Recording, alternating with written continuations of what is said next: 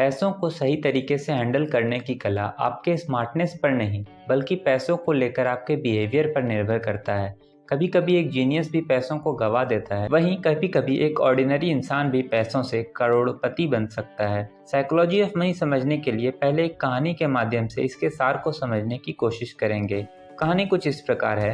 Book के author एक hotel में काम करते थे जहां एक टेक्नोलॉजी एग्जीक्यूटिव फ्रीक्वेंटली आता था। वह एक जीनियस था जिसने यंग एज में बहुत सी कंपनीज बनाई। उसके पास बहुत पैसे थे, लेकिन उसका अपने पैसों के साथ बिहेवियर बहुत ही खराब था। वह हर समय अपने साथ नोटों की गड्डियां लेकर घूमता था और शराब पीकर अपने अमीर होने का शो ऑफ करता था। एक बार तो उसने हद ही कर दी जब उसने अपने दोस्त को बहुत से पैसों की गड्डियां देकर कहा उसे गोल्ड कॉइन में कन्वर्ट करवाने के लिए। फिर वह अपने दोस्तों के साथ समंदर के पास गया, जिसमें उसने एक गेम खेला जिसमें जो गोल्ड कॉइन को समंदर में ज़्यादा दूर तक फेंकेगा वही जीतेगा।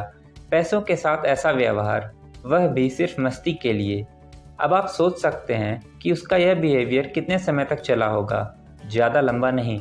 ऑथर बताते हैं कि उन्हें कुछ सालों बाद पता चला कि कैसे वह बैंकरप्ट हो गया। इस कहानी के साथ ऑथर एक और इंसान की कहानी बताते हैं जिसका नाम रोनाल्ड जेम्स था। वह एक साधारण अमेरिका के गांव से बिलोंग करने वाला सफाई कर्मचारी था। वह साधारण आदमी जब 92 साल की उम्र में मरा तो देश विदेश के अखबारों में उसकी चर्चा हुई। चर्चा इसलिए हुई क्योंकि मरने के समय उसकी नेटवर्थ 58 करोड़ रुपए थी, जिसमें से उसने 15 करोड़ अपने सौतेले बच्चों को और वहीं 43 करोड़ चैरिटी में दे दिए। अब एक साधारण अमेरिका के गांव से बिलोंग करने वाले सफाई कर्मचारी के पास इतने पैसे कहां से आए? जब इसका पता लगाया गया तो पता चला कि उसकी कोई लॉटरी नहीं लगी। वह तो एक साधारण जीवन जीता था। जितने पैसे बचा सकता था उसे ब्लू चिप कंपनी के स्टॉक में लगाकर भूल जाता था। फिर कई दशकों बाद कंपाउंडिंग के पावर ने उसकी छोटी छोटी इन्वेस्टमेंट को इतना बड़ा नेटवर्क बना दिया। ऑथर टेक्नोलॉजी एग्जीक्यूटिव और सफाई कर्मचारी को कंपेयर करते हुए बताते हैं कैसे जीवन में बहुत सारा पैसा कमाना और फिर उसे बनाए रखने के लिए किसी टेक्निकल नॉलेज की ज़रूरत नहीं है। आप पैसों के साथ कैसे बिहेव करते हो इसकी ज़रूरत है। पैसे कमाने की कला एक सॉफ्ट स्किल है जिसे कोई भी इंसान सीखकर फाइनेंशियल सक्सेस पा सकता है। एक टेक्नोलॉजी एग्जीक्यूटिव जीनियस होने के बावजूद बैंकरप्ट हो जाता है। दूसरी तरफ एक सफाई कर्मचारी ज़्यादा पढ़ा लिखा न होने के बावजूद करोड़पति बन जाता है। ऑथर एग्जाम्पल देते हैं लॉटरी टिकट का। अमेरिकन जनता movies, video games, music, sporting events और बुक के कंबाइन अमाउंट से ज़्यादा लॉटरी टिकट खरीदने में खर्च करते हैं। आपको यह जानकर हैरानी होगी कि ज़्यादातर लॉटरी टिकट कौन खरीदता है? ना अमीर ना मिडिल क्लास, बस गरीब लोग। वह गरीब लोग जो इतने गरीब हैं जिन्हें अगर इमरजेंसी हो जाए तो 30 से 35 हज़ार अरेंज नहीं कर सकते। ऐसे गरीब लोग वहाँ पर सालाना 30 से 35 हज़ार रुपये की लॉटरी टिकट खरीद लेते हैं। What financial sense does it make? ऐसा क्या फाइनेंशियल सेंस लॉटरी टिकट खरीदने का बनता है? वह पैसा जो इमरजेंसी के समय उनके काम आ सकता है, उससे वह लॉटरी टिकट खरीद लेते हैं। क्या यह फाइनेंशियल डिसीजन आपको सही लगता है? आप शायद कहेंगे यह पागलपन है, लेकिन जो आपको और हमको पागलपन लगता है वह गरीब आदमी के लिए रैशनल और वाइज डिसीजन है। कैसे? उसके लिए ऑथर गरीब आदमी की सोच के बारे में बताते हैं। गरीब आदमी जो लॉटरी खरीदता है वह कहता है हम लोग जो महीने में कमाते हैं उससे ज़्यादा खर्च हो जाता है। सेविंग्स की तो कोई पॉसिबिलिटी ही नहीं है। बहुत ज़्यादा सैलरी, वेकेशंस, बड़ी गाड़ी, बड़े घर, यह सब हमारे लिए एक सपना है। इन सपनों को जो मिडिल क्लास और अमीर जी रहे होते हैं, ऐसे सपने को साकार होने के चांसेस हमें सिर्फ लॉटरी टिकट खरीदकर और लॉटरी लगने पर ही लगते हैं। लॉटरी टिकट खरीदते हुए हमें लगता है कि हम अपने सपनों को सच करने के लिए पैसे दे रहे हैं। आपको यह क्रेजी लगेगा क्योंकि जो हमारे लिए सपना है वह बहुत से लोगों को आसानी से मिला हुआ है। आप में से बहुत से लोग उसकी वैल्यू नहीं करते हैं। इस कहानी और एग्जाम्पल के माध्यम से ऑथर बताते हैं गरीब हो, मिडिल क्लास या रिच, ज़्यादातर मनी रिलेटेड डिसीजन या फाइनेंशियल डिसीजन एक्सेल की सीट पर कैलकुलेट करके नहीं, इंसान के अपने इंडिविजुअल सर्कमस्टांसेस और इमोशन से प्रभावित होकर लेता है। जो मैं डिसीजन लूँगा वह आपको पागलपन लग सकता है, जो आप डिसीजन ले वह मुझे पागलपन लग सकता है। आपकी फाइनेंशियल सक्सेस इस पर डिपेंड करती है आप अपने इमोशंस, सर्कमस्टांसेस और कैलकुलेशन को साथ में रखते हुए पैसों के साथ कैसे बिहेव करते हो।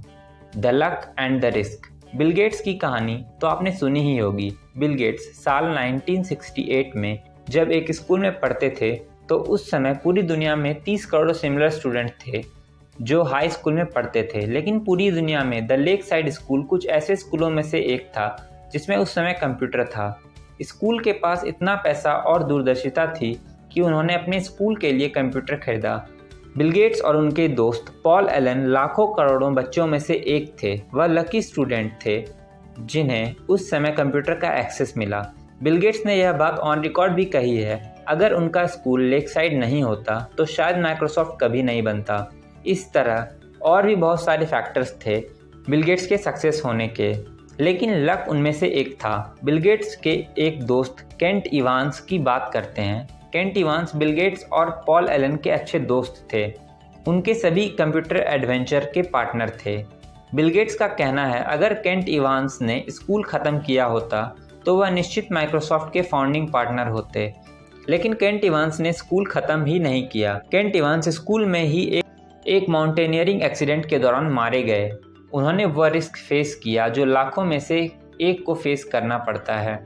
माउंटेनियरिंग में लाखों लोग जाते हैं लेकिन मरता लाखों में से एक है। ऑथर लक और रिस्क का कॉन्सेप्ट इस एग्जाम्पल से सिखाते हैं। बिल गेट्स और केंट इवांस बिल्कुल एक जैसे कैपेबिलिटीज़ रखते थे।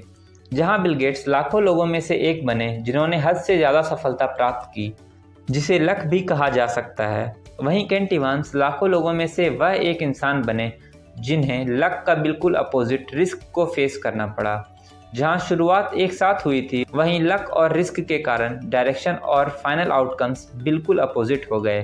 यहाँ कहानी का मतलब यह नहीं है कि बिल गेट्स की अपार सफलता के पीछे सिर्फ किस्मत थी। किस्मत के अलावा और भी फैक्टर्स हैं, लेकिन यह कहना उचित होगा कि आपके एफर्ट्स के अलावा भी बहुत से फैक्टर्स होते हैं जो डिटरमाइन करते हैं कि आउटकम क्या होगा, जो आपके कंट्रोल में भी नहीं होते।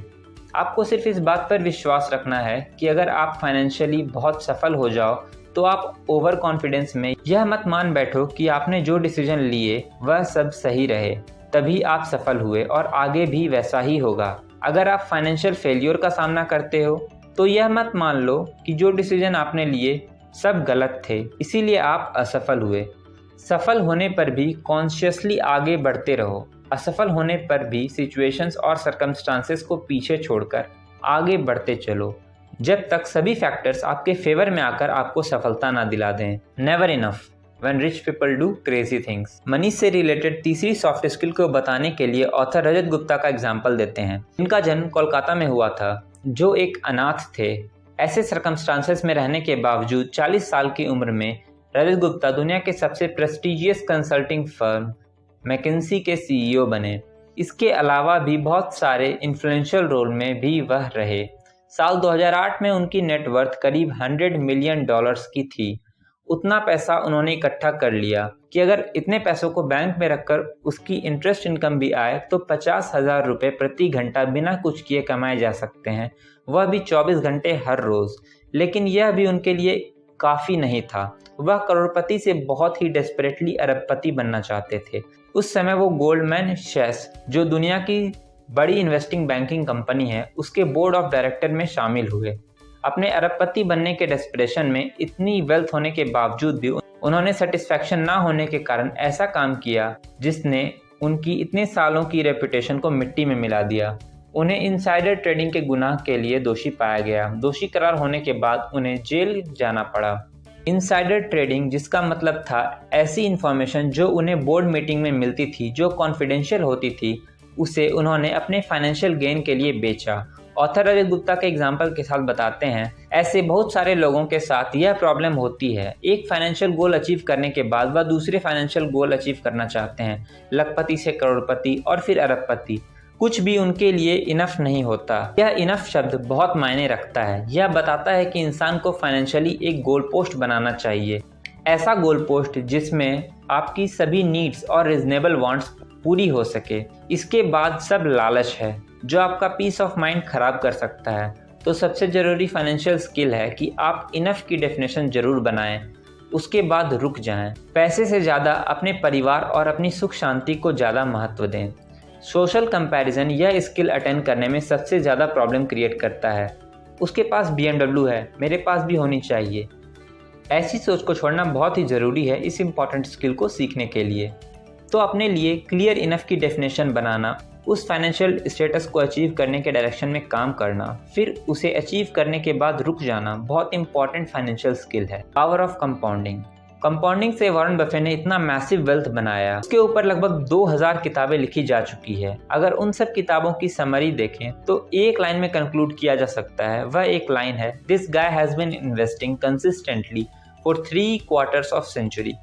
वॉरेन बफे स्टॉक में तब से इन्वेस्ट कर रहे हैं जब वह बच्चे थे। आपको यह जानकर हैरानी होगी, उनकी $86.5 बिलियन की नेटवर्थ है, जिसमें से उन्होंने $81.5 बिलियन की नेटवर्थ अपने रिटायरमेंट एज मतलब 60 साल के बाद इकट्ठा की है। नो डाउट वॉरेन बफेट एक फेनोमिनल इन्वेस्टर हैं, लेकिन सबसे ज़रूरी बात यह है कि वह 75 साल से कंसिस्टेंटली इन्वेस्ट कर रहे हैं। जितना इम्पोर्टेंस उनकी स्किल को देना चाहिए, उतना या उससे ज़्यादा इम्पोर्टेंस टाइम को देना चाहिए। ऑथर एक एग्जाम्पल देते हैं जिसमें वो कंपेयर करते हैं वॉरेन बफेट को एक साधारण इंसान से। वॉरेन बफेट ने 10 साल की उम्र में इन्वेस्ट करना शुरू कर दिया था। जब वह 30 साल के थे तब उनकी नेटवर्थ $9.3 मिलियन की थी।